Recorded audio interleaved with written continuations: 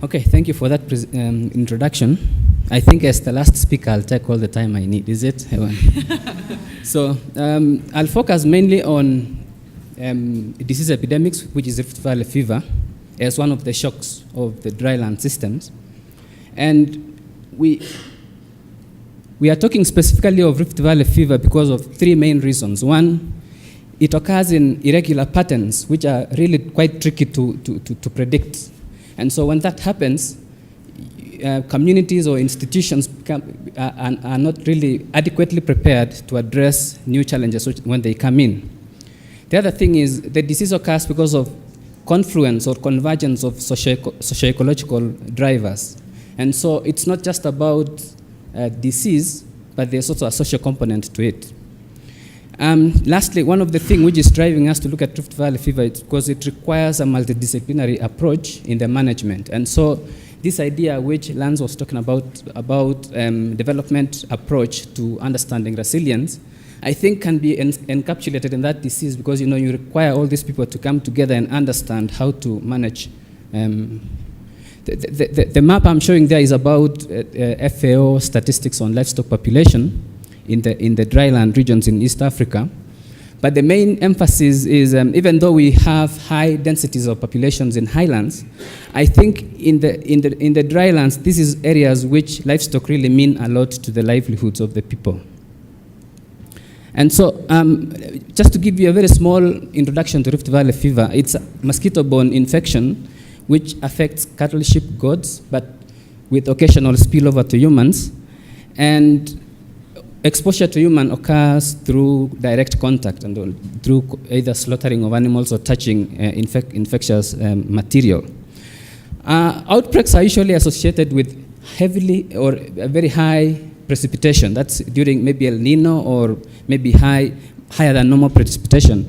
And I'm showing there a map of high-risk places in East Africa, which has come about from some of the spatial analysis we have been doing using the land cover maps which Mohammed was describing to you.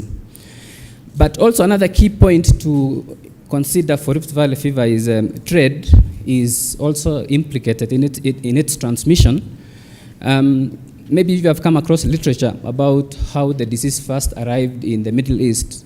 People associate it with outbreaks in East Africa. So it's because of this translocation of animals across the ocean. That's when you get diseases being moved from one place to another. But the question I'm putting down there is, why is Rift Valley fever so important in the drylands? One of them is it's an ideal ecological niche for the virus because of many other things which I'm not going through today. But the other thing is about extreme weather patterns. This interchange between droughts, heavy precipitation, really is very critical in decimating the immune populations. And so the disease keeps occurring in those places because of many of those factors. Now, the next thing about measuring resilience is I first look at the impacts of the disease, and we have been developing some models to simulate some of the mortality impacts of the disease. And the graphs there is, one is for cattle, the other one is for sheep. And the red line shows mortality in very young animals, up to 3 years of age. And the other line shows different, more mature age groups. So the main impact there is when you kill, or when you remove these young, or the small animals in the population, you actually take away the replacement stock. You reduce the future productivity of that herd, including milk production. So we did some predictions to see how long would a population recover following an outbreak. And so we stretched that graph into a 5-year, 10-year period, and we realized that even after a 5-year period, the population will not have recovered to the initial population. We still have only 90 to 97, oh yeah, that's not so bad anyway, it's 91% of the population will have recovered to the current capacity. So that means, and the baseline, we were just looking at what farmers do without any external help. This is just a recovery from just normal population. So that gives us that, you require that very long period of time. There could be many things we could do in the interim, which include restocking, or it include helping farmers to diversify to other production enterprises. So the other point I want to make there is we usually think about restocking when we're only thinking about drought. We have never looked at how diseases can actually influence livestock population in a community. So, and even when we are developing these interventions like livestock insurance, we are only thinking about the other side of the coin.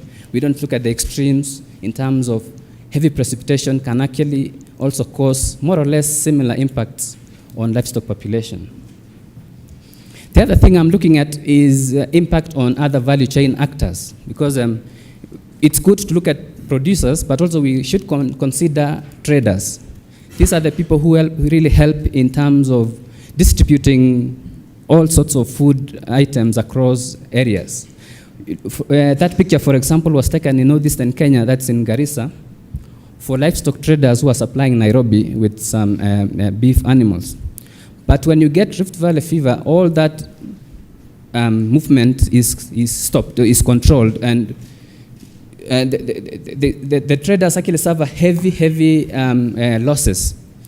There was a study which was done by our colleagues Carl Rich and Francis Wanyoike. They studied how traders coped with previous outbreaks, and they found most of them actually diversified and started doing other activities. That has implications on food security, because if you have traders doing other things, that means their help in terms of food distribution will be maybe taken over by other new entrants, or it will be reduced to some extent, which may not be sufficient to meet the demand.